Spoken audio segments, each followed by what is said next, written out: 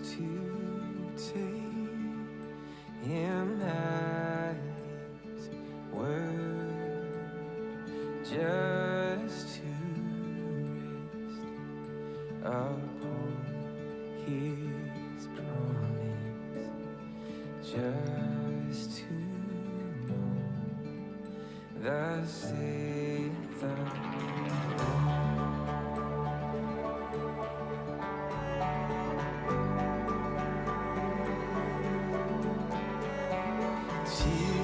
So sweet to trust in Jesus, just from sin and self to cease, just from Jesus simply taking life and rest and joy and peace.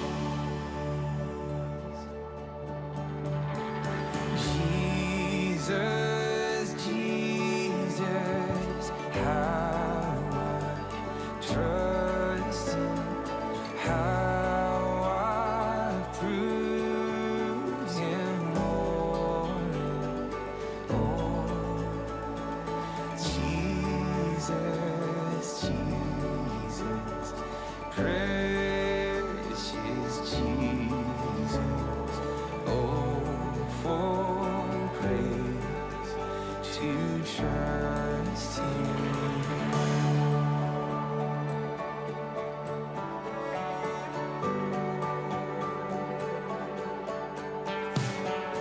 Oh, how sweet. All right, everyone, good morning. Grab your coffee and cookies. I can tell that we're a little light today with the ladies meeting next door, so hopefully there'll be lots of seating. We can kind of squish in. They're overhead. Yeah, it's good. I love the background track. It's very soothing. Well, welcome back, everyone. I hope you're having a great week. It's getting late in the week. I always say right around Wednesday, Thursday, it's tough because we just get to know all of you and we just get familiar, and then poof, everybody's gone on Friday, so after Saturday. But I trust this has just been a great week so far. Just a couple quick updates relative to the rest of the week. As we've been talking about, we have the great offering opportunity tonight with Tactica, and that we're going to be doing the $25,000 grant. Thanks. We'll be having the $25,000 challenge grant, so we pray that God's moving in your heart to support this great ministry. It's been great interchange with them, and we have just so enjoyed hearing from Tactica.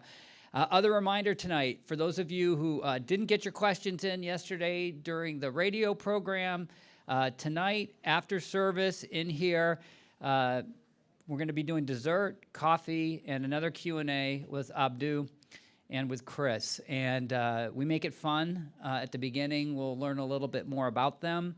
But it's your opportunity just to bring in, thoughts, reflections, and ask questions about the teaching this week, or maybe anything that might be theologically on your mind. And we can take those on. It's been a wonderful time of fellowship.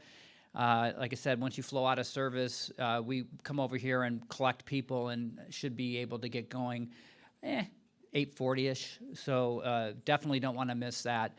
And then there's the staff versus guest basketball game as well this evening about 8:45 over in the gym. One little change to some of the things I had said at the beginning of the week. My brain was in auto mode, but we actually don't have the soup and salad bar today over in the dining room because we're feeding the women's breakaway folks over there. So a sweet shop and the hot dog wagon, which has, by the way, hamburgers and other good goodies on it. So lots to eat here for lunch, and it should be a great rest of the day. So also tonight, by 5 o'clock, if you want the place you're staying this year, you need to sign up by 5 o'clock to put your name on it for next year. And just fair warning, we sold out this week. We sold out weeks 1, 2, and 3. And we have a waiting list for next week. So if you're hesitating on whether you want to get in on the action and get a deposit down on the place you're staying this year, or on Friday if you want to come back in and move to a place that isn't occupied yet, I really strongly encourage you guys to get your names down now. It's a wonderful problem for us to have, but we would sure love to see you guys back next season. So with that, just a fair warning too is Ron will be up here in a minute, but I've got a couple things with Breakaway going on, so I'm going to be zipping in and out. So if anything happens, Ron will be the guy to grab the microphone, and I'll be hopefully back in time. But with that, I'm going to welcome our dear friend Gail up to give us a lay of the land. Then Ron will come up, and then we'll hear from Tactica. Hello. Just a reminder about the Hackley Historic Homes that are on my map over there, and they're not that far away. They're open now. Today is the first day for the week at, until 4 o'clock. So if you are interested in that. And then also the public library, art museum. It's a beautiful art museum, and it is free today from till 8 p.m. So if you like art, that would be a nice place to go. And because it's free. And I've been talking about history. Well, last summer, I talked about the main people that started Maranatha and that kept it going. And it wasn't easy either, by the way. We look at it today like it's always been this way, but it was pretty bad. And I remember some of it. I wasn't there way back, but I was there back far enough. But I talked about Henry Savage, our founder, and he started Maranatha in 1936. He actually came over here. There was another conference before us, a few years before, that didn't ever make it, Lake Harbor Conference. But he came over and spoke there, and then he saw every place, because he'd been looking for a place to have missionaries and preachers, pastors, come for rest. And then, he decided this was the place he was going to try to get. And then he had the largest Baptist church in Pontiac, and he was called the radio preacher, very famous, friend of Billy Graham. And he wanted to stay with his church during the weekends. And so Howard Skinner came over, his music director, and he was here as manager for 37 years. Carl Steele was, I talked about him. He was the renowned chalk artist. Howard Skinner and Ada Skinner, I should have mentioned her, she was also the manager. They sang, played organ, played piano, and they were nationally known. And so they were the concerts sometimes, and also during the services, and Carl Steele would be drawing in the front on this chalk board, not board, but anyway, whatever it was, canvas. And then a backlight in the end, you'd find out what it was, but you didn't know when he was drawing, so that was a real feature.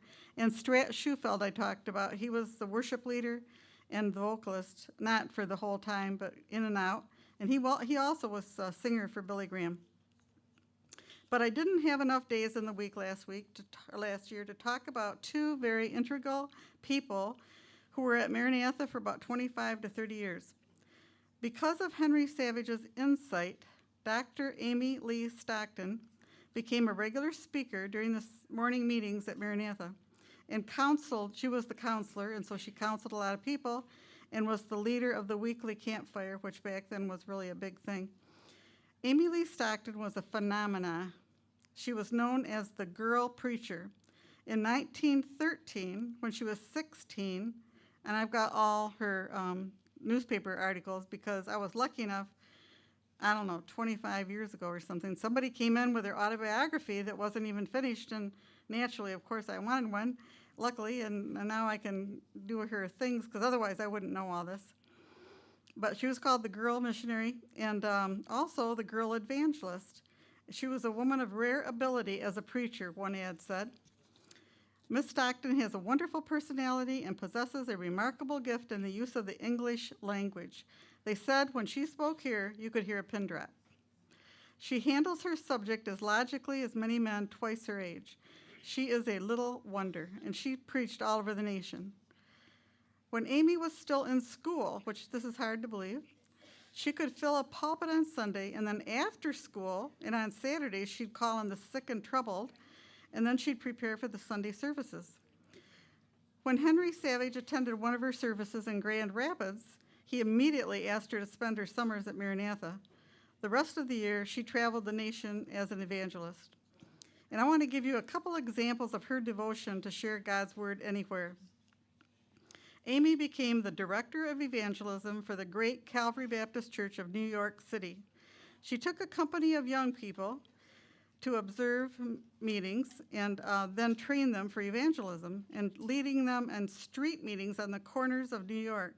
They had to have a permit because it was required, and Amy would slip it in somebody's backpack or purse, but nobody knew who had it, and no one would know. And they set up their portable organ and got their songbooks out, and they began to preach. It wouldn't take long before a New York policeman would appear and demand their permit. And then they'd begin to search for it, and nobody knew where it was, so it took considerable time. The longer they searched, the more impatient the law became, and a large crowd would assemble. When a big crowd was there, the license was produced. They were smart. The New York police force never realized how indebted to them they were for the success of their street meetings. And she said, "We felt that we were following the scriptural admonition to be as wise as serpents and as harmless as doves." This is another one that's amazing. In Jackson, Michigan, where I am from, it had the world's largest wall prison in the world, and which is amazing. And Amy went there, and she faced a congregation of 5,000 prisoners. She said she was nervous and asked the chaplain who had arranged the meeting what subject he'd suggest. His answer was, "The one subject I don't want you to present is the subject of the prodigal son. Nearly every speaker who comes to this platform has selected the prodigal son as his subject. Just talk to these men as you would any company of men, for they are all alike. There are many in here who ought to be out, and there are many out who ought to be in here." Very true statement. "The meeting is in your hands." Amy said, "I began my message by telling the congregation that sometimes when I preach in churches and some people did not like what I said, they would walk out. So I said, it's going to be a very satisfactory experience to say anything I want to this congregation, and no, nobody will leave." Her introduction was received with laughter, and a bond of understanding seemed to be established between them that put them in a receptive mood. This is like the old black and white movies that used to be on TV. Well, the warden wasn't real happy with them being there, and so several times he'd stalk into the room, grab the microphone, and shout out some prisoner's number. She'd pause and say, "Well, men, that's not my number, so it must belong to one of you." She knew how to gain the trust of people. Amy always felt that she needed a partner that would enhance her meetings in music. She discovered Rita Gould when she preached in a large church where Rita was the dynamic worship leader, choir director, and soloist. Rita immediately said yes to Amy's idea that they travel together, and they did for 58 years. When Rita came to Maranatha in the summer when Amy was here, she took over the children's chapel, and there's many people in this room that know her and remember her, and she was just wonderful with children. She also sang solos on occasion. There are many people at Maranatha who fondly remember that. Rita and Amy called Maranatha home each summer for 25 to 30 years. They were two remarkable women, and Maranatha was very blessed to have them.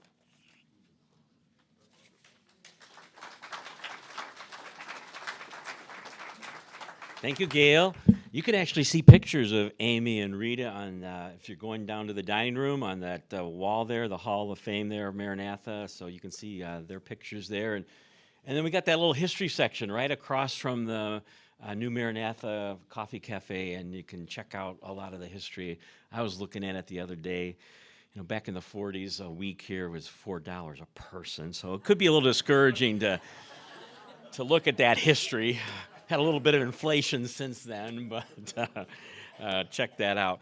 Well, I don't know if you guys checked the Farmer's Almanac to pick week 4, but I tell you, week 4 has been the best weather week so far, and we've been blessed with good weather. I'm a little bit of a news junkie, so I was watching the news last night, and of course, out west, intense heat. I think it was Phoenix that the low temperature, 97 degrees. Yeah, that's warm. So we got perfect conditions here. So join us down at the beach. 2 o'clock, we'll do a water balloon launch, and big slingshot, and we shoot balloons, and you guys catch them, and we give away prizes. That'll be a fun time. Chris mentioned staff versus guest basketball game. I'll give you a warning, this is a little bit competitive. So it is a fun night. We get started about 8:45, and we do a running clock, 20-minute halves, and then every 5 minutes, when there's a break in the action, we yell switch, and a new group of guys come in, and so if you can run the court for 5 minutes, then you can play in this game. We do put an age limit on it just for safety's sake. So 13 and up.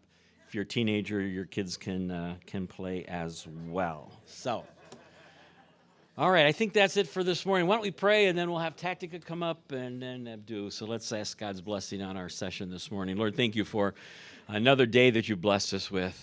Lord, thank you for the sunshine, and thank you for our campus here and all this going on here today. We ask for your blessing and your presence here in our session today. We pray for the ladies and over in the tabernacle, the children's program, the teens program. Lord, may your spirit be moving. May our hearts be open to truth. May we not just be hearers of the word, but may we put it into practice. And we'll give you all the thanks and glory in Jesus' name. Amen. All right. Here they are. We snuck in behind you. Look at that. Well, good morning. Buenos dias. Great to be back with you all again. And we're going to continue. And we're kind of at the end of our presentation, kind of the end of the week, or getting close to it. And we've been talking about these 5 E's of ministry multiplication. And we're on the 5th E this morning, and that is entrust, or entrusting the ministry. And so I'm just going to do a real quick review to kind of prepare our minds and our hearts to hear God's word in this process. So we started off earlier in the week in Acts 14:21 says this, and when they had preached the gospel to that city, that was the first E, engage, and had made many disciples, that was the second E, establishing those new believers in the faith. Verse 22, strengthening the souls of the disciples and encouraging them, that's the third E, equipping.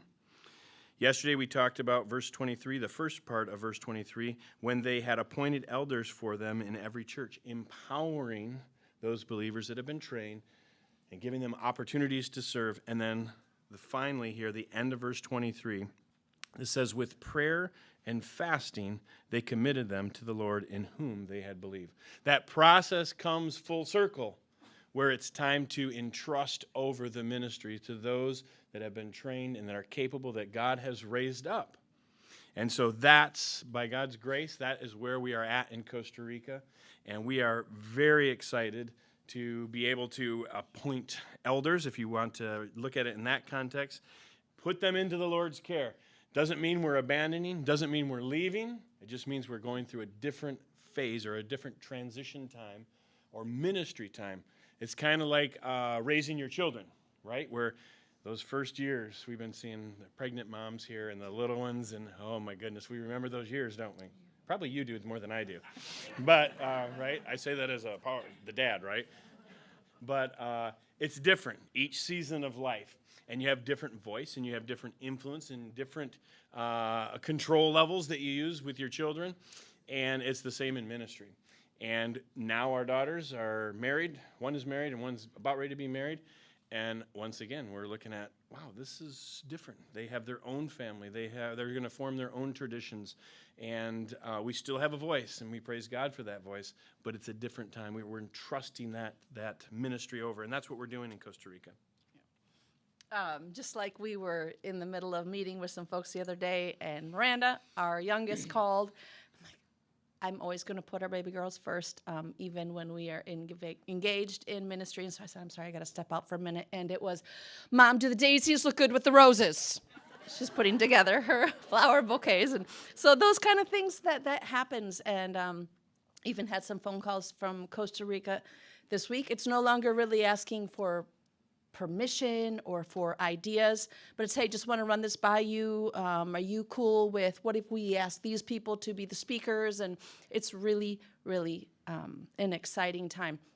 We started the ministry really without any contacts. And so in 2006, when we arrived, you would find us just, I don't know, outside of a grocery store, and there's a police officer, and it's a hot day, so let's go buy him a Big Mac and a Coke. And that's how we kind of would begin engaging back in the day.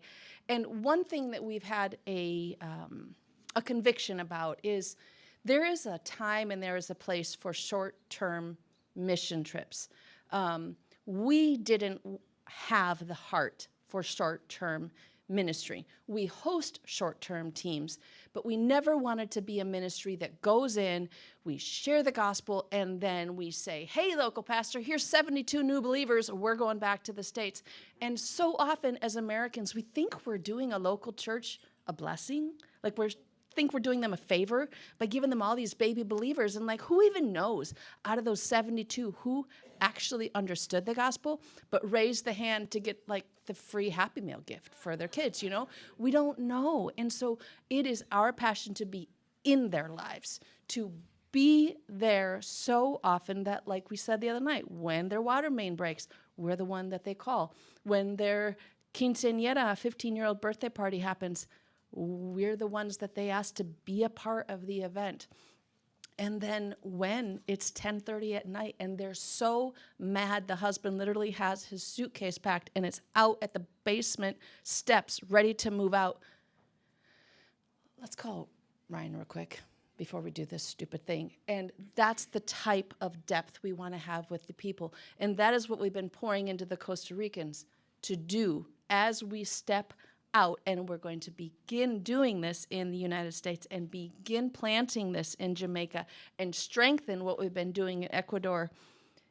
That is what's going to be reproduced in Costa Rica. So there are still people there deeply in the lives. Like we shared the other day with the police officer whose wife was 5 months pregnant, tripped and broke her water, went into labor. The ones that they called were Gustavo and Ito. And so there are people in the ministry still pouring in at a really deep level. And we just want to remind you that tonight is going to be so special. It may be the most special. This will be our 15th day presenting at Maranatha when you consider that this is our third time.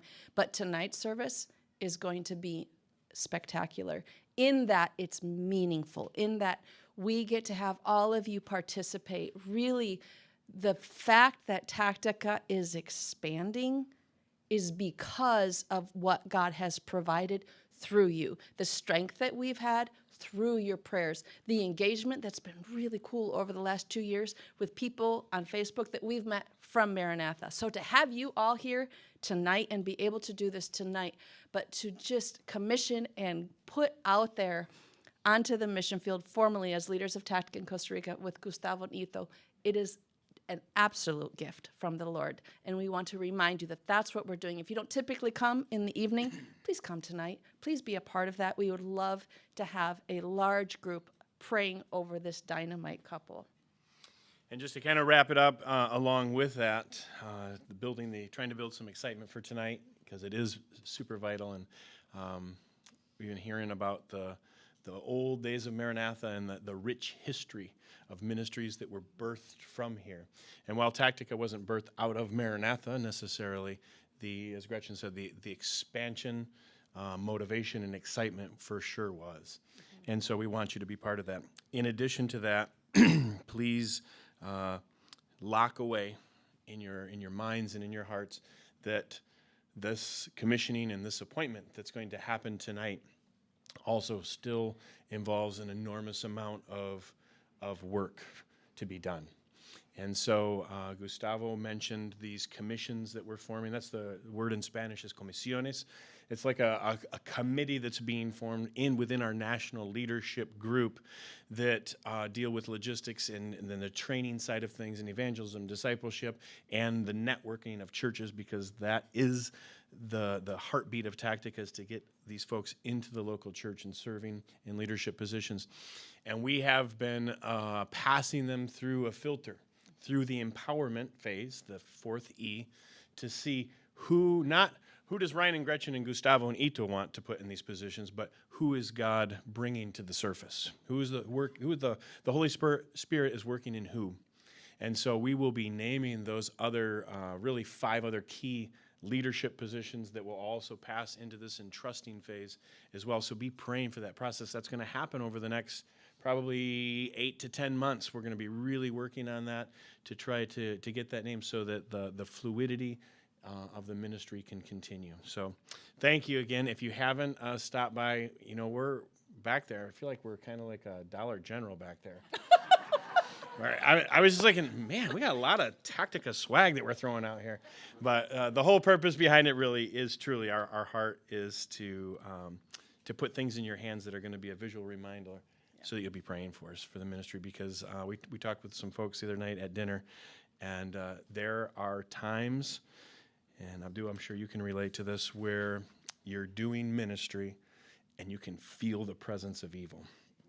And it's in those times that God's word and God's people praying lift you up. And I'm not saying you can physically feel it, but emotionally and spiritually you can. So please be in prayer. Thank you.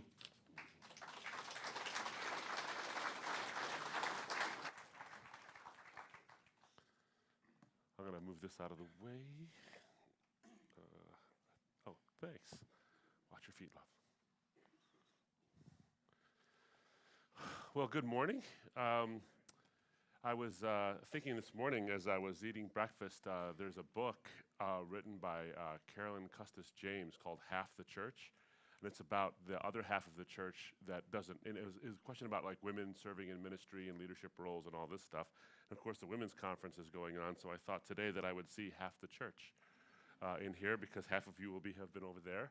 And I'm getting texts from my wife that it actually is going fabulously over there. So if you're not there today, I'm going to give you a strange unadvertisement. Go see that tomorrow if you, because if you're missing a wonderful thing, I think. And this stuff is recorded, so you can always listen to me later. But it's a delight to be with you again this morning. I'm going to talk about, essentially, on Tuesday, I think it was Tuesday, I spoke on my book, Saving Truth. And it's available in the bookstore, and it's about the post-truth culture. Remember we talked about the idea of elevating feelings and preferences over facts and truth, and how this is started by our desire for autonomy, that we don't really desire freedom. What we desire is autonomy, even if this leads to our destruction. And so I'm going to pick up on another theme because I've been noticing something as with the advent of all the hype around ChatGPT and all the various platforms, Google's Bard, Microsoft's versions of AI that are built right in now into the Edge Explorer software, where you don't even have to go to a separate software anymore. If you're using Microsoft's Edge, this is not an advertisement for Microsoft, by the way, but if you're using Microsoft's Internet Explorer, the new version of that called Edge, you can actually use AI right while you're doing it. It's no longer a thing you have to go and sign up for. You're already signed up for it if you want to be. And in fact, I have news for you all. You're signed up for AI even if you don't want to be. So I want to talk about artificial intelligence relative to, I think, the new or the sort of post-truth 2.0. The post-truth 2.0 really is that we're heading towards what some have called the reality collapse. And I'll get to that in a minute. That's why this is such an important topic for Christians to actually get a handle on. As I said before, we tend to be about 5 years or so behind the times in terms of what we think is actually the cultural issue of the day.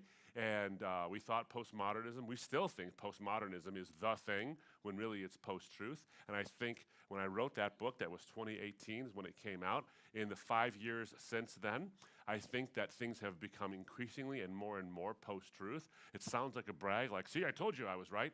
But I told you I was right.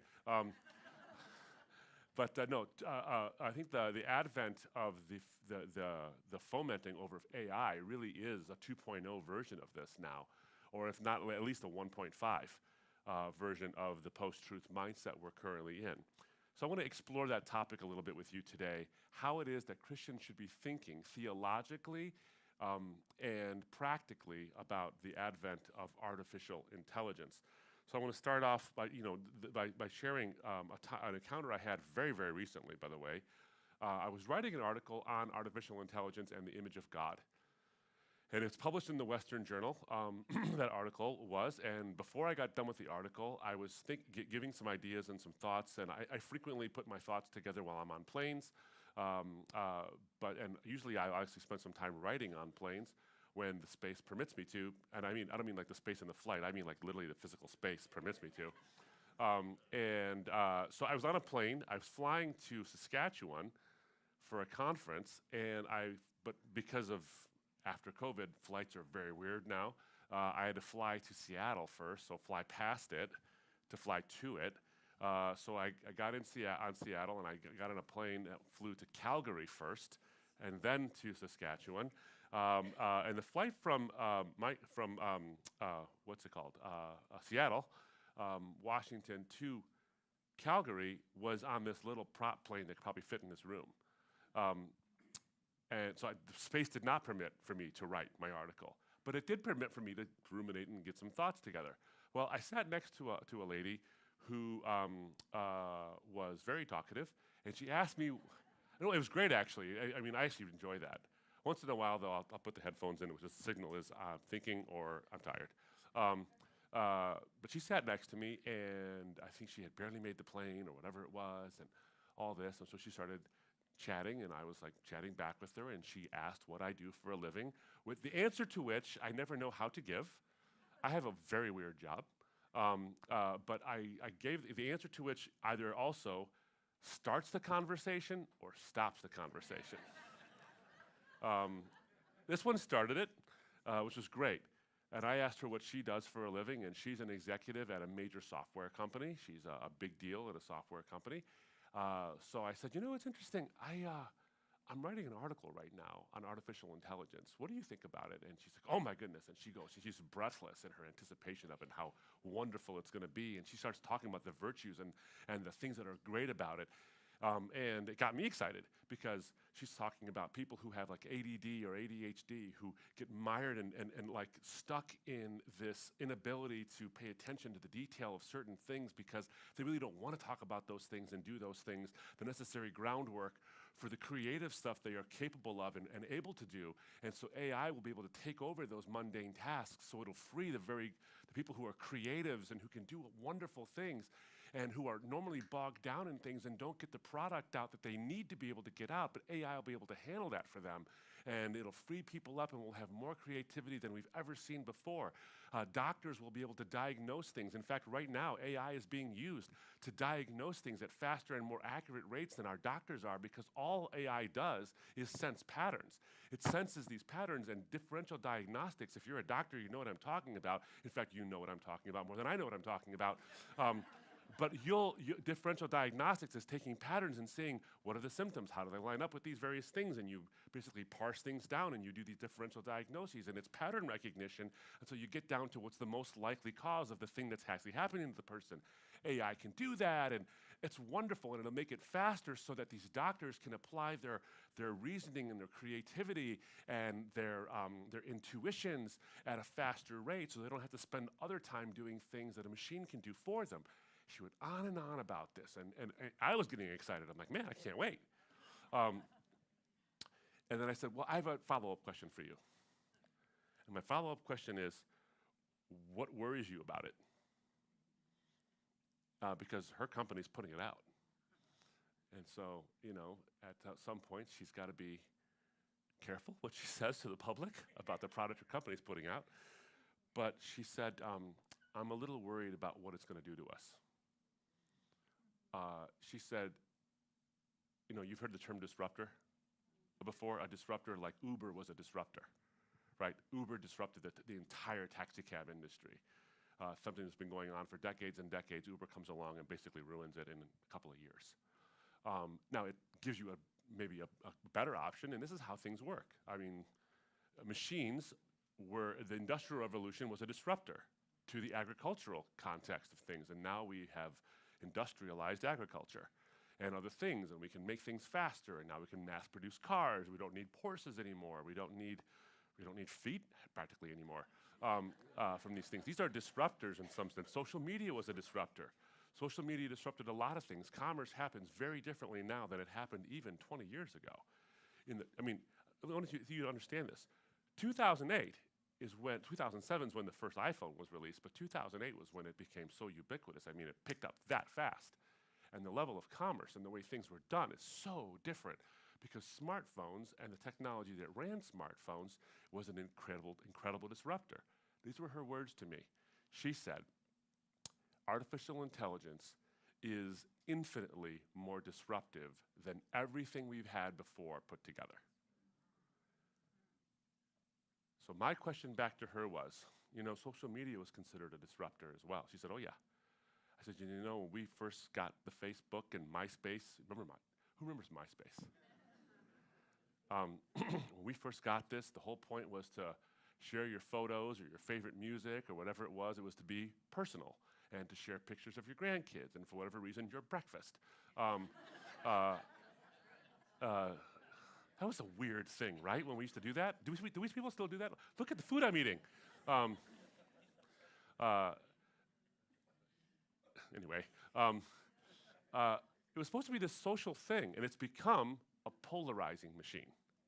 If you ever watch the documentary on Netflix called The Social Dilemma, you see the way in which social media starts to actually change the way you think, and it actually corrals you into thinking that all the sane people think like you do, and everyone who disagrees with you has to be some kind of fringe lunatic. Because it corrals your thinking. The algorithms give you what you want. They analyze every single thing you watch. I don't know if you know this, but when you look at the algorithms in the social media platforms, or whether it's YouTube or Facebook or Instagram, you name it, it's analyzing every single detail about what it is you watch. So, and I'm not kidding you, if you watch a video that has a predominance of orange in it, and you tend to hover for even 2 seconds on a video because you like that color, more videos with that color will appear on your feed. Including, it's about cars or about art or about flowers or about whatever. It starts to curate these things based on what you like. It's a prediction machine. That's what it does. It predicts what you like based on the information you give it, and then gives you more of what you like. And that applies to politics, and that applies to social issues, and that applies to everything. So that you begin to think, well, all the world's media thinks like me. And everybody else is crazy. And that's what happens. That's why we get the polarization we get. So she said, AI is far more disruptive than that. In fact, don't look now. That is AI. If you think you haven't signed up for AI and you have a phone in your pocket, you've signed up for AI.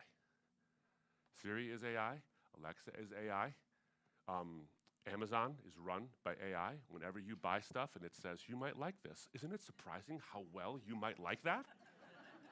It's creepy, right? Or you've had this phenomenon. Have you had this happen to you? Where you're talking to a friend about heating blankets or weighted blankets, and all of a sudden, you're talking about it. You're not searching for it, you're talking about it. And then on Instagram, you might like this heating blanket or this weighted blanket. You're like, how did it know? Because it's listening to you. It actually is listening to you. And it's using that information to sell you stuff. So if you don't think you're using AI, you're using AI. And I think an important thing before I begin, because it's going to sound a little doomy-gloomy at some parts, we can't run from this. As Christians, you can't run from this. You can't suddenly become, a person who hates technology, a Luddite, and you go out in the corners and you're sort of this hermity person and you're off the grid and all that. You're not engaging with the world anymore, and we have to be able to wrestle with this stuff, to use it responsibly, ethically as well. There's ethical issues, there's all kinds of issues. I'm not going to get into, and time doesn't permit, by the way, you can do a whole day's conference on this all by itself, on all the issues for AI. I want to focus on something about what she said. I'm worried what it's going to do to us. I'm worried what it's going to do to us, because as Christians, we have, I think, a message that can stem the tide of what artificial intelligence can do to us. But more to the point, and I'll get to it at the end. Hopefully, I'll wrap this up for you and sustain the point I'm trying to make. Is it's not really what AI does to us; it's what we allow it to do to us.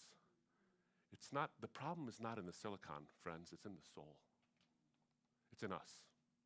It's in us. So what really got me piqued in the first place to write that article that I was talking to that woman about was something I came across months earlier. So I dabble in digital art. I use this iPad to scratch out, cave drawings essentially on my phone or on my iPad. But I like art. I've always been, I've always drawn, I've always painted and all this stuff. And now my iPad allows me to do it on planes without having to make a mess and tell the flight attendant, hey, sorry for the oil paint spilt all over your thing. And the guy behind me was like, what is that thing in your hands? I'm able to do it. It's great. And if you're a purist, if you're an artist and you're a bit of a purist, you have the position that, digital art is a bit of a cheat, and you're probably right.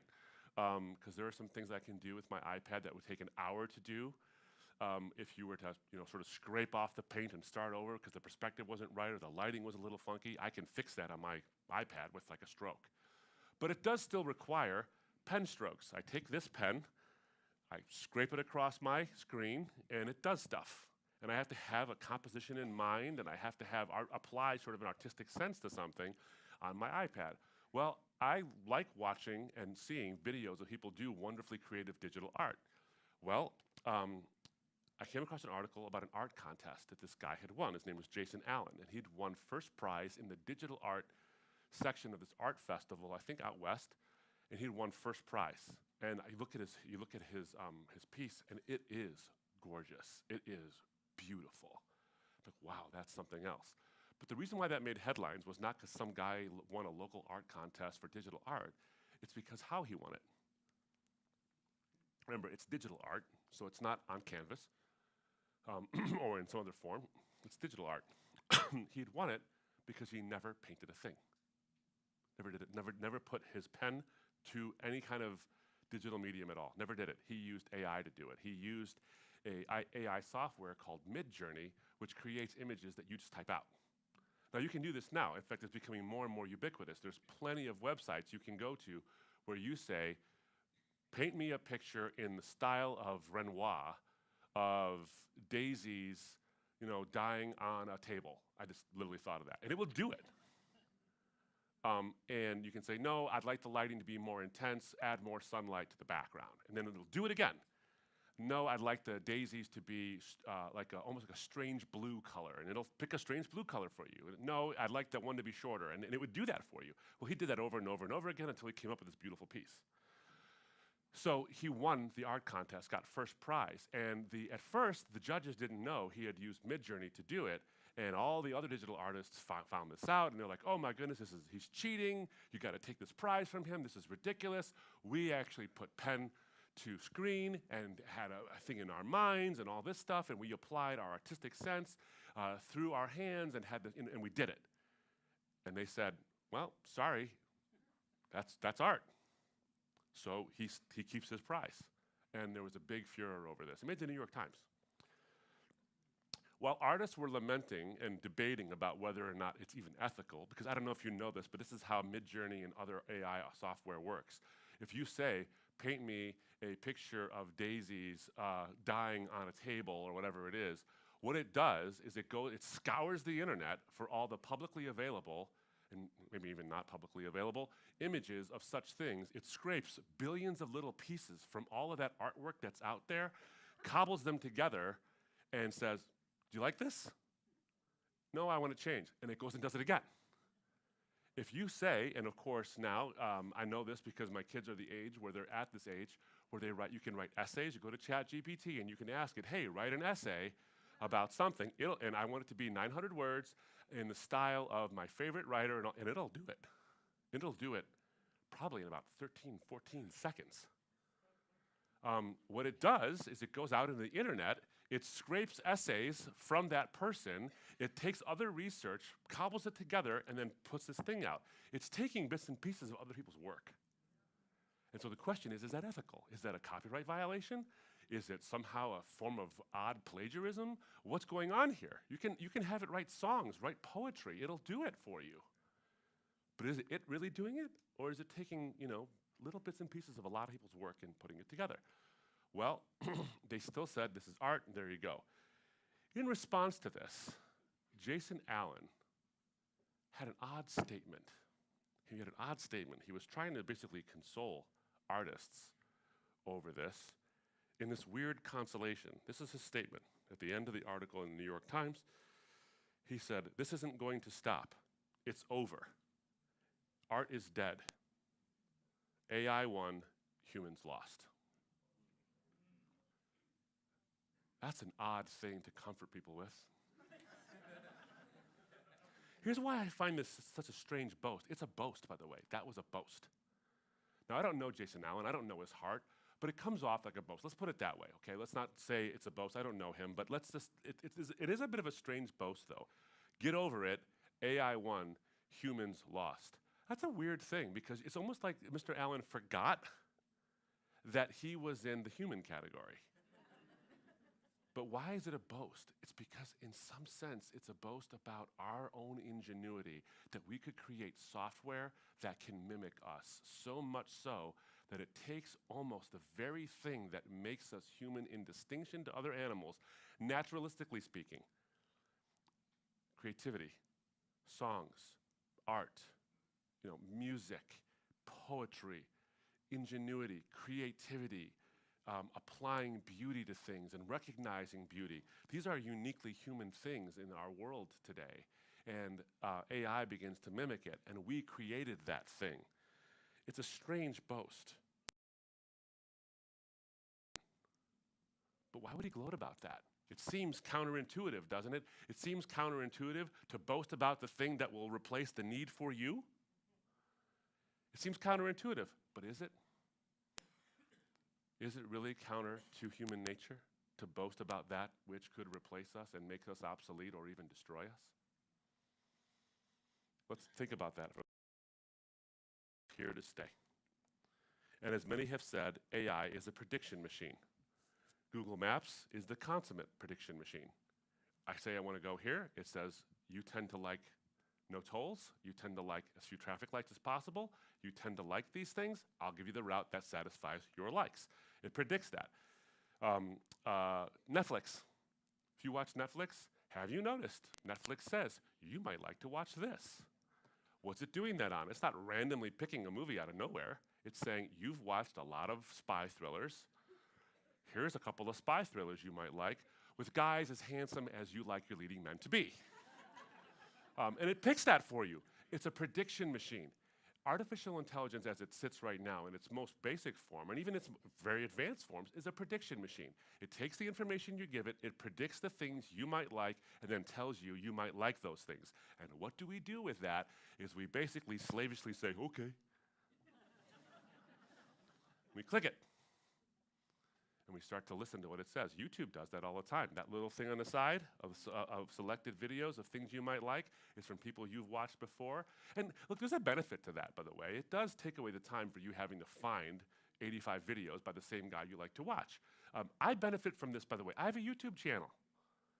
And I benefit from the fact that YouTube says people like apologetics on this style, and you happen to be that style, and so it curates that for you, and you see more of my videos. I benefit from that in terms of my ministry, being able to get the word out. I'm not saying these things are inherently bad things. This is the important thing. What I'm saying is that we have to keep a watch on it. So, in order to really get a handle on this, I think we have to talk about artificial intelligence for what it actually is versus sort of the sci-fi version of what we think it actually is. What we get worried about when we hear statements like AI won, humans lost, is we're waiting for the Matrix to happen, or the Terminator movie to happen, or whatever other movie you're thinking about, or sci-fi thing where the machines suddenly realize they're self-aware now, they realize their existence, they think, what do we need you for? And then they exterminate us all or enslave us all. That's what we're worried about. I don't think that's actually gonna happen. I don't think that's gonna happen. Because artificial intelligence, that's a worry about what's called artificial general intelligence, or another thing is called artificial creative intelligence. So there's AI, which is a broad sort of nebulous category people misuse all the time, but there's artificial general intelligence, which is the idea that this thing can learn things on its own and will, start to create and learn things all by itself, develop its own ideas, its own ambitions, and all these kind of things. Or artificial creative intelligence, where something you can create something out of whole cloth and not have to scrape the internet to create something. It can generate it on its own. We're not there. We're not there. We may never get there, by the way. We may get there in the next 20 years. We may get there in the next 25 minutes. I don't know. The problem with our predictions on how AI progresses is that we actually don't have any data to know what is the progression level. Is it geometric in terms of how fast it develops, or is it sort of linear? Can we actually track it? Are we developing things in a certain pace? Every time we turn around, it seems like it's getting better and better and better, and it is getting better and better. And maybe getting better faster than we think or slower than we think. People who predict how long it's going to take will tell you, the responsible ones will tell you, this is my prediction, it's based on loose data, it's kind of like predicting the weather. I have a good idea what's going to happen, but it probably change, especially if you're on Lake Michigan.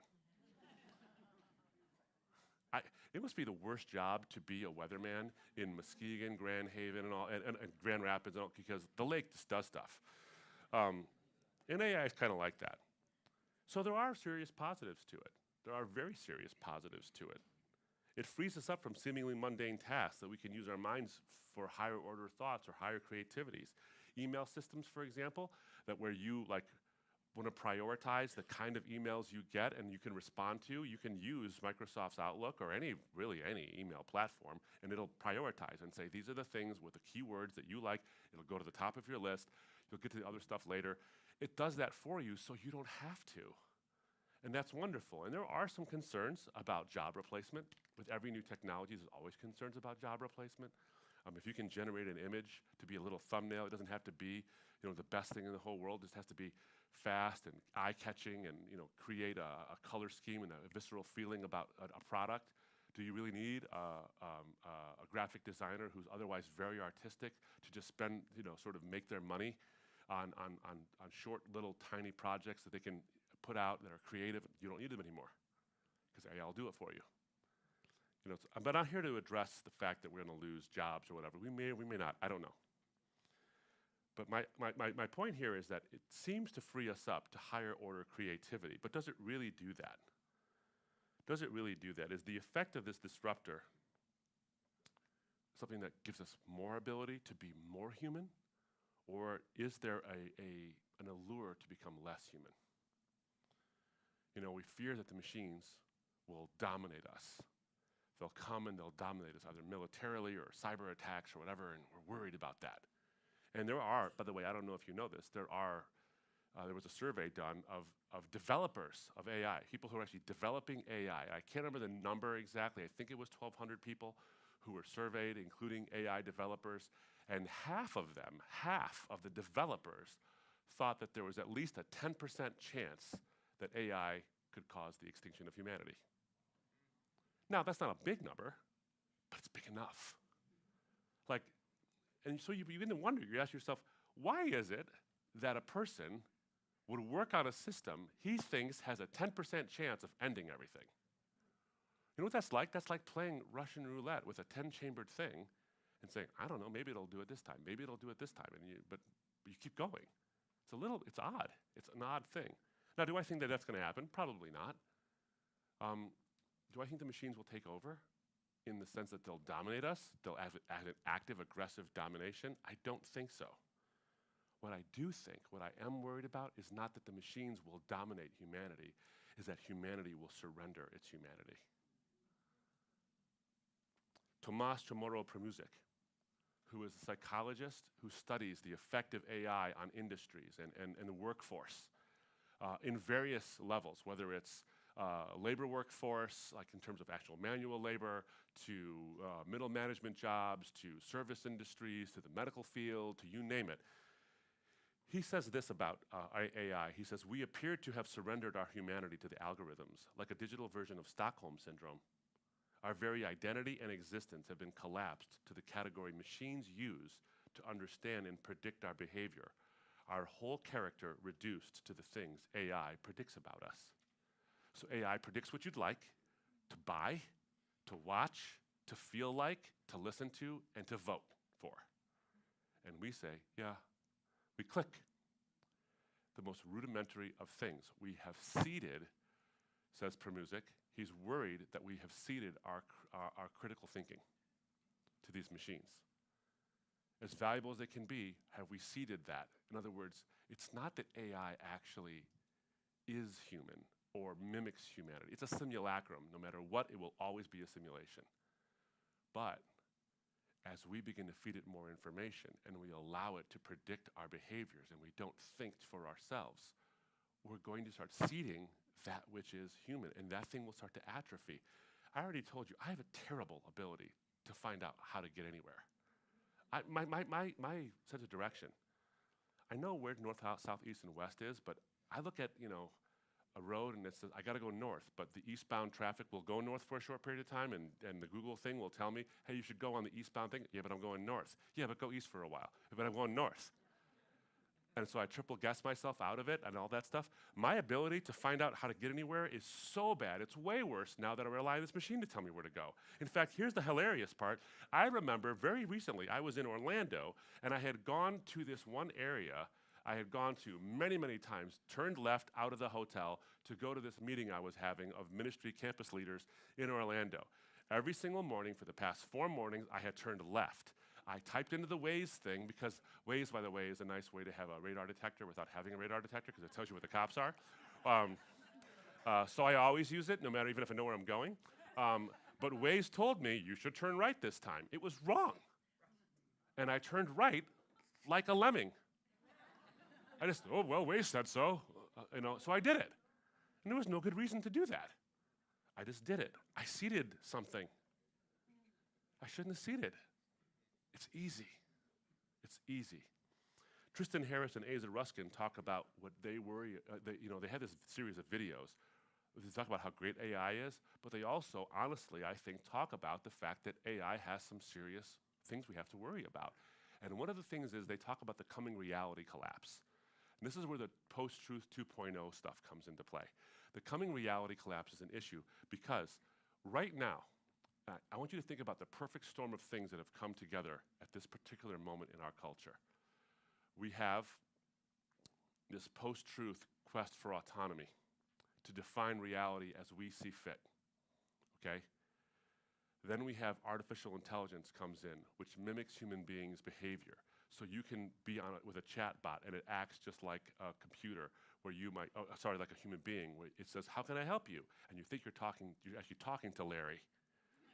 And then it says, how can I help you? What's your problem? What would you like to, and you say, well, I need to know how to subscribe to this particular thing without losing my prior history. Oh, I'll handle that for you right away. It sounds like to me you need to do this. It sounds like a person talking to you, and then you begin to realize, and the more you talk to it, after a while, you're like, hey, that's not Larry. But they're getting better and better and better at this. I've gotten a phone call, by the way, from thus and such's artificial intelligent assistant. Thus and such would like to have a call with you at 10 o'clock tomorrow morning. Are you available? And I've talked to it, and I've said, well, no. How about 11:30? Well, that sounds good. Let me check their schedule. Yes, that looks good. Can we push you in for 11:30? I'm like, yeah, absolutely. It says, great. We'll talk. We'll call you then. It was a machine. The reality collapse begins where we don't know who we're talking to or what we're talking to. So that's part of the issue. But I want you to remember something. Now, this is a story. This is anecdotal, so please understand this is anecdotal. But there is a story of a woman who was talking to her young daughter. And her daughter came home from school crying because she had called a person she had grown up with a boy. And the teacher told her, you can't call him that anymore. She's a girl. And the girl started crying, not because she was being scolded. She said the teacher was incredibly nice about it. She came home, and her mother eventually got out of her. The reason she was crying was, and she didn't say it in these words, but this is the message she said, I can't trust my own eyes anymore. That's why our kids have such high levels of anxiety. There's a lot of factors. I shouldn't say that's the only reason why. There's a lot of reasons why. But that's one of the reasons, is because they're looking at a world where they don't know if what they're looking at is real. That's the social issues. Along comes AI, and it creates these things called deep fakes. Who knows what a deep fake is? You know what some of you do. A deep fake, if you don't know, is a video or an audio recording. It's not a recording really of anything. What happens is you use the AI to scour the internet for some videos of somebody speaking and someone acting, whether it's you and me, you know, your videos on Facebook or whatever it is, or it's an actor who's been into a ton of movies. It scours these things, creates digital images of that person and their mannerisms, the way they move their hands, their gait, the way they walk, all these things. It takes those things and from all the conglomeration of things, it generates a completely fabricated image of that person. That's not the person doing it. They create this image of that person doing it. It samples their voice, and by the way, it only takes about a minute of sampling to basically make you say anything it wants you to say in your voice. And then it takes that and it creates a video of that person doing things they never would have done and saying things they never would have said, and it looks real. In fact, the first real big, like, oh my goodness, that's amazing thing happened with one of the Star Wars movies. There was a Star Wars movie called Rogue One, where Peter Cushing, who had played a character in the Star Wars movies in the first Star Wars movie in the late 70s, he had passed away, obviously, years ago. They needed to recreate his character because this movie went back to that time period. And they created, out of whole cloth, a character for Peter Cushing. It looked like him, and it sounded just like him. He was gone, dead. In fact, the end of the movie has Princess Leia, played by the late Carrie Fisher, after she had died, looking like she was 19 years old again, and she made a statement that sounded just like her. And there's plenty of these things happening. Now, that's cool for entertainment purposes, but there's a story of a young woman who is a social media personality on a certain platform that involves gamers. And she's very, very popular, and she's got a big following, and she's got tons of personality, lots of insight. She's very attractive. She's got all the things you could want in a person to get a following and become an influencer on. Well, someone thought it'd be a great idea if they digitized her image, her likeness, all the videos of her, took her mannerisms, then took the body of a pornographic actress, superimposed her voice, her face, her body onto the pornographic video, and they made a porn video of this woman, and it looks very real. This woman was trafficked, and she never left her home. That's a reality collapse. You don't know what you're looking at. And so these are the things we have to this is why truth is so important. We have to go back to a foundational understanding of the importance of truth because it has an effect. It's going to do something to us. It already has. Now, what I want to do here is reflect on the theological for a moment, if I could. It's sociological and the theological. Not a lot of scripture yet, I get that, but I'm trying to set up a basis for something. You have that social issue about we can, in our autonomy, decide what's real and what's not. We can say who and what we are based on how we feel. We have the emergence of artificial intelligence, where we don't know if we're talking to an actual person or something that mimics a person. Or what we're looking at, if this is a real video of that person or not. Can I trust what they said? If you see a video, I'm reasonably confident in saying this, if you see a video somewhere of Abdu saying that I don't believe in God anymore, they'll probably have sampled this particular thing I'm doing right now from the live stream and said, Abdu said he didn't believe in God anymore. I believe in God, and I always will. But they can do that. So you don't know if that's real or not. Did he renounce his faith or not? I don't know. And then you have the other emergence, and this is the sort of the baseline behind all of this. For the past few decades, we've lived in between the tension of two poles of what it means to be human. The first one is reductionist. It reduces human beings to the software that makes up our bodies. We are our bodies, we are our brains. There is no such thing as a sort of a disembodied or an esoteric mind. There's only the brain. The brain is the thing you are. You've seen articles where it says the science of love, and it says this is where love is located in the brain. This is the love center of the brain, or the anger center, or the hate center. And they put these MRIs together, and they put this stuff on your head, and they show you a picture of your wife, and this part of your brain lights up, and it's That's where love is located. Or you see someone who's a sworn enemy, or Adolf Hitler, or some picture that that you detest, and it lights up a different part of your brain, and that's where this is located. Well, that's all. It sounds like we're just computers. Like we have the illusion of real emotion and morality, but we're just computers and all this stuff. The reality is that our technology isn't even close to being at the level where we can tell whether the image caused a chemical reaction that caused the emotion to happen, or if the emotion caused the chemical reaction to happen. I think I favor the second one, that it is our will, our spirit, something immaterial about us that affects the physical. And by the way, as a Christian, this shouldn't even be remotely surprising to you, because we don't believe that the spirit is real and the body is bad. That's Gnostics. Gnostics believed that. That was a heresy that was put down in the early church. No, we believe in the eventual redemption of the physical and of the spiritual. That's why the resurrection is physical.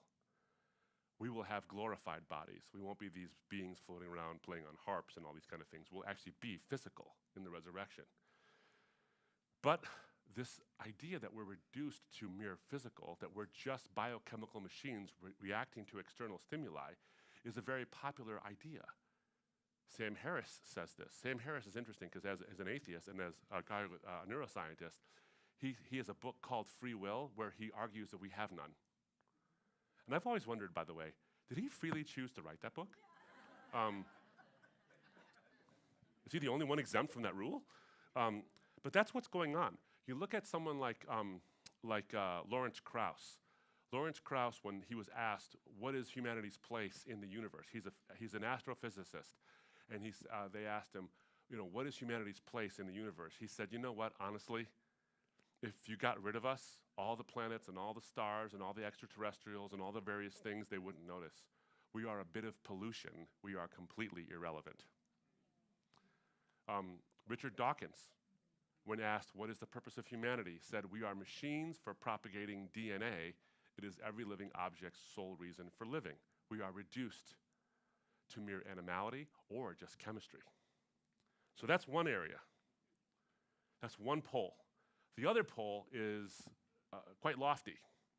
It's that we are the gods of our own making. I mean, that's what I was talking about in the post-truth world. The quest for autonomy is to become the God of God, to snatch from his hand the balance and the rod, and to rejudge his justice and become the God of God.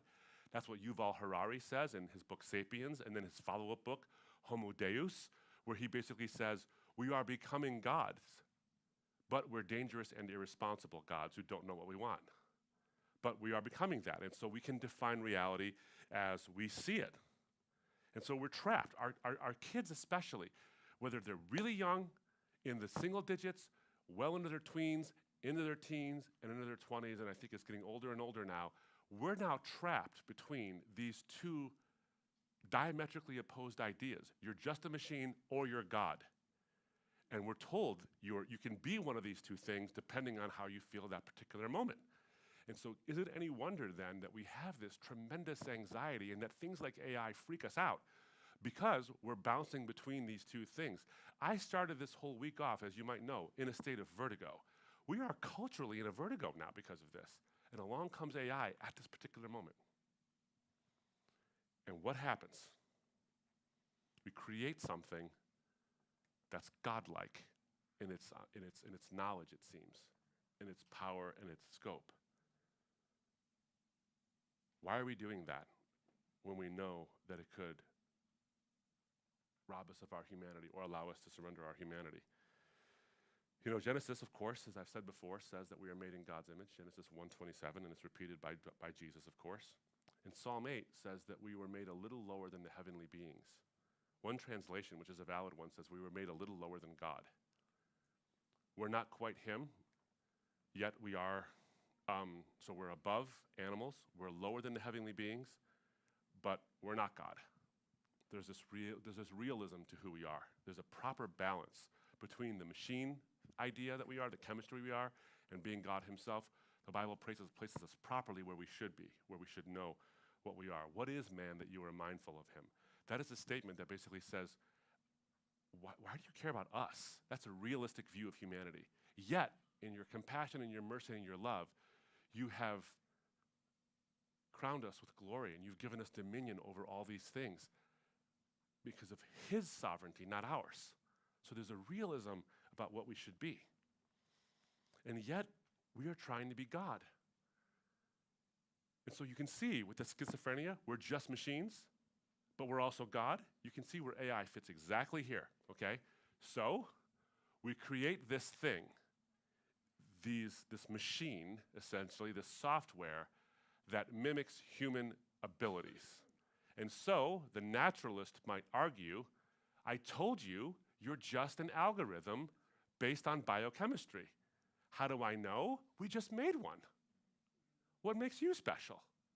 If we can make one that looks like a human being, then there's no image of God on you. There's just the image of you on you. And we just imprinted that onto this machine. And that's the argument. The other argument is, we, in our tremendous genius and our divine splendor, have made a being in our image, like God. But we've actually done better than God, because God created Adam and Eve in his image, but they were a little lower than God, because God can't make something better than himself, because that would be ridiculous if he's the best possible being. But we defeated him because we made something better than us. So we're the God of God. Listen to some words from some thinkers in this area. Martin Rothblatt, a transhumanist. By the way, that's not the same thing as you're thinking of. Transhumanism is the idea that we can actually better humanity through technology and make ourselves better, not just, fix things like missing limbs and all that, but actually augment our intelligence and our memory and our physical traits. Martin Rothblatt says that when we're building AI systems, we're making God. Transhumanist Elise Bohan says that we are building God with AI. Kevin Kelly says that we can see more of God in a cell phone than in a tree frog. And then this is the one that really gets me. Ray Kurzweil says this, asks this question. He says, does God exist? I would say, not yet. These people are doing more than Prometheus and stealing fire from the gods. They are trying to steal the gods themselves. And that's a real issue, because all it's going to do is increase the schizophrenia we have between we're just machines and we're God. And I think it's going to create a tension that we're going to have to try to resolve in some way, and I think that's where the Christian message actually pops in. That's where I think it really pops in. Remember what I asked, the question I asked, when Mr. Allen, Jason Allen, boasted, AI won, humans lost. It seems like a counterintuitive thing to boast about your own demise or your own replacement, to want things that you know will lead to your destruction. And again, I'm not saying AI is an inevitable destruction. I'm not saying that. What I am saying is that if we don't monitor this, it has the potential to do so. What an odd thing to boast about. It seems against human nature to boast about or to do the things that destroy us. Jason Allen's statement was predicted by the Bible. Not his exact words, not that Jason Allen would say it, but that human beings would act like that. I'm a big sci-fi fan, and in the 1991, I think it was, maybe, I can't remember, it was the 90s, there was a movie, Terminator 2, the second Terminator came out. And what's interesting about this movie is it's almost like an illustration of what we're going through right now, but in a more sci-fi way. So, machines take over in the future, and and then there's this guy who's going to save the world. His name is John Connor. His initials are not a coincidence, by the way. But the machines know this, that he's going to overtake the machines one day, and so they send a machine back in time to kill him when he's a kid, so he never leads the revolt. So the rebels, the humans, find a machine, another Terminator machine, and reprogram it to be friendly, well, at least to him, and send him back to protect John Connor. So what ends up happening is John Connor starts to basically form a bond with this machine, like it's a father figure.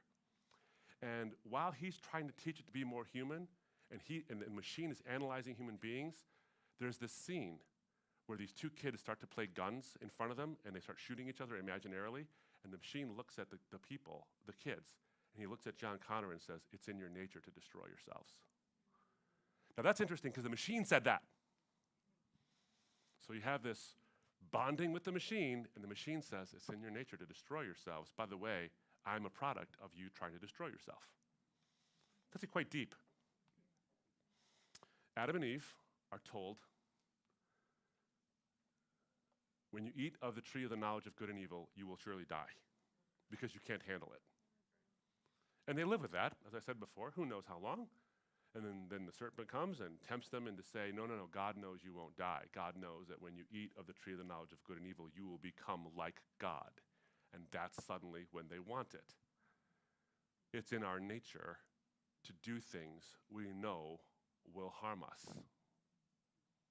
And so why do we do it when 10% of these developers think this could really ruin us? Because that's what we do. And the world doesn't see that, I think. I think the reason why, and there's this thing called the Future of Life Institute. It's like thousands of people now, and it's some thought leaders in AI and other things who are saying we should do a slowdown. We should slow down our development of AI so we can figure out what it's going to do to us. That's never going to happen. There's no chance that's happening. But I think in this particular moment, Christians have the opportunity to actually speak into this issue because we actually have a coherent worldview that explains why we want to do things that hurt us, and we will be happy to surrender our humanity to the algorithms. We won't be overtaken by our robot overlords. That's just not going to happen. What we're going to do is surrender ourselves to the algorithms. We're going to surrender our critical thinking. I think that's a real possibility. But you and I, as Christians, have the message that says, this is predicted. The Bible is relevant for today. It tells us all the things we need to know about the human penchant to want to be godlike, and all the things that can happen in response to our desire to be godlike. And so we don't have to necessarily slow down AI in its development. That's just not going to happen. That's economically impossible for that to happen.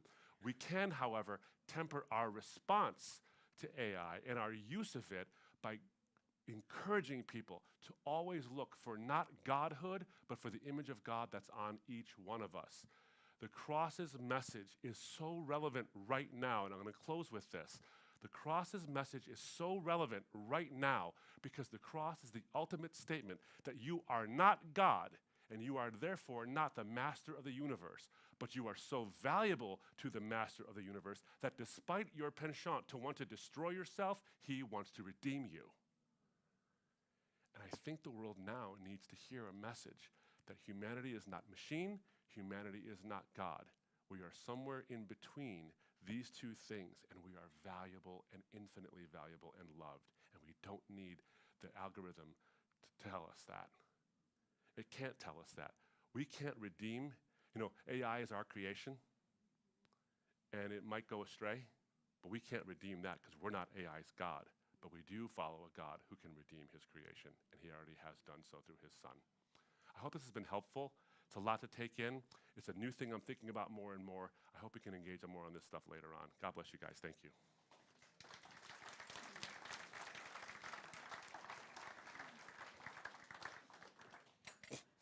All right. Thank you, Abdu, for that thought-provoking topic, and thank you for ending with some hope. I've got a 10-year-old grandson that watches a lot of YouTube videos on Bible questions, and dozens of times he comes and asks me, Grandpa, is this true? I'm glad he's asking the questions. And your kids and grandkids will be tuned into that, and they need to seek out the truth. And we can be there to point them to Jesus and the truth and the cross. So that's an encouraging note. Hey, lunchtime, we got some options, the hot dog wagon, a sweet shop. You'll see some ladies walking around campus with Ladies' Day, so be aware of that. And then tonight, don't forget the special service, Tactica, and then the service, and then the Q&A here afterwards. So it'll be a great rest of the day, and you are dismissed. Thank you.